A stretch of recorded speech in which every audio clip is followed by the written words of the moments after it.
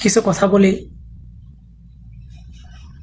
কারো থেকে ভালো লাগতে পারে, কারো থেকে আবার খারাপও লাগতে পারে।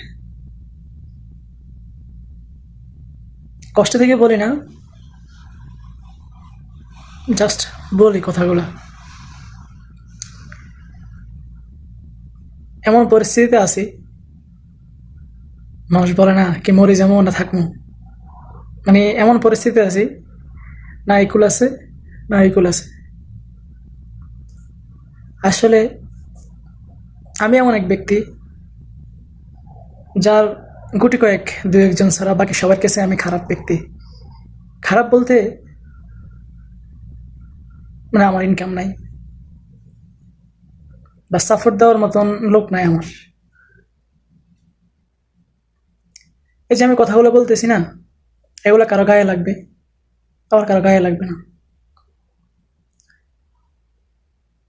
কিন্তু যে আমার খারাপ সময় যাইতেছে না, কাউকে পাশে পাই না। কম বেশ, মানে বেশিরভাগ 90% লোক এখন তো যোগাযোগ নাই কারোর সাথে। 90% লোকের ভিতরে যোগাযোগ নাই, 100 ভিতরে 10% আছে পরিবারে কোটি কয়েকজন মানুষ। যখন আমি সফল হব বা যখন আমি একটা কিছু করবো বা একটা কাজ করবো বা আদার্স আমাদের একটা ক্ষতি বা আমি একটা এমন কিছু করছি, সবার চোখে লাগছে, সবাই আমার বাড়িতে যেয়ে উঠবো বা আমার বা ভাই তাদের কাছে ফোন দিয়ে বলবো ওই তো ওইটা করছি ওইটা করছি। কিন্তু দেখেন আমার পরিস্থিতি আমি অনেক খারাপ বর্তমান।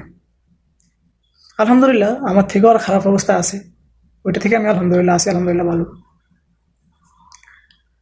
তো দেখেন এই পরিস্থিতি আমাকে সাহস দেওয়ার মতন লোক পাই না। নিজের সাহস নিজেই নিই, নিজেই যোগান দিই। মনে সত্যি কথাটাই বললাম মানুষ। এখানে কাউকে টানি আনি না, নিজের নিজের কথাটাই নিজে বলি। কারণ কাউকে কথা বলার মতন পরিস্থিতি আমার আমার কাছে নাই। তাই সেই জন্য শেয়ার করা বা ভিডিও বানানো, একটু মনটাকে হালকা করা। 5 ওয়াক্ত নামাজ পড়ি, আল্লাহর কাছে সবসময় চাই, দেওয়ার মালিক আল্লাহ, ইনশাল্লাহ দিবে। কিন্তু খারাপ সময়টা, যে খারাপ সময়টা আমার যাইতেছে, আমি বাড়ি থেকে আসছি প্রায় 3 মাস, আমার এই প্রায় 5 বছর, 5.5 বছর উপরে হয়ে গেছে। যখন ফার্স্ট আসছি তখন অনেক সময় কাজ ছিল না বা এরকম, এতটাও খারাপ লাগেনি। বর্তমানে এতটাই খারাপ লাগতেছে, কাজ করি তারপরে মন বসে না, মানে এতটাই খারাপ সময় যেতেছে। কারো থেকে এই জিনিসটা মানে এমন একটা আশা পাই না, সমস্যা নেই আল্লাহ ভরসা, এটা না হলে আরেকটা, এটা না হলে আরেকটা। কিন্তু এটা না হলে আরেকটা বলতে কাজ করি, এই কাজ ওই কাজ, কিন্তু এমন কিছু আমার দ্বারা হয়তো বা হবে না। কারণ আমি বিদেশ তো নিজের ইচ্ছা আসি নাই, বিদেশ আসা হয়েছে আমাকে জোর করে। তো হয়তো বা আমার দ্বারা এখানে বিদেশে সাকসেস বা বিদেশে সফল হতে পারবো না, হয়তো সেটা বাংলাদেশে হোক না অন্য দেশে হইতে পারে, বাংলাদেশেও হতে পারে, এটা আল্লাহ পাক ভালো জানে। কিন্তু দিন শেষে একটাই, মানে এতটাই আমার অবস্থা, পরিস্থিতি এতটাই খারাপ বর্তমানে যাইতেছে, মানে আমি কাউকে বুঝাতে পারি নাই। আমাকে সহযোগিতা করতে এমন কিছু না, মানে মানসিক একটা যে ইয়ে আছে, ওই জিনিসটা শান্তিটা পাই না আর কি। কারণ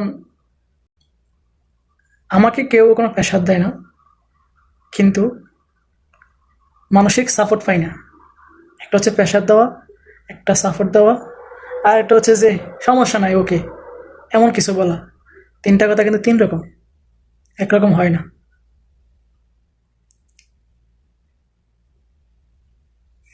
বিদেশে আসার পর থেকে সবচেয়ে একা লাগে এখন, যেখানে কাজ করতেছি বা এমন একটা এলাকায় আছি, সবচেয়ে একা লাগে। এতটাই একা লাগতেছে যে মনে হইতেছে আমি একটা মানে জিন্দা কিন্তু কবরে আছি। কবরের ভিতরে যে নীরব, যদি ভালো কাজ করি তাহলে কবরে আমার ভালো কিছু হবে, এমনই লাগতেছে। দিন শেষে সবার কাছে একটাই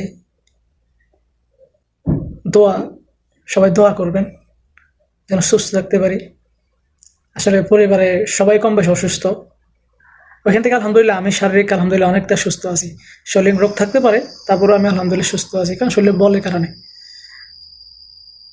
তো পরিবারের সবাই কম বেশি অসুস্থ, ওটা থেকেও বেশি মানসিক সমস্যা এটাই, সবাই অসুস্থ, কারো পাশে থাকতে পারতেছি না। সবাই দোয়া করবেন, ভালো থাকবেন, আল্লাহ হাফেজ।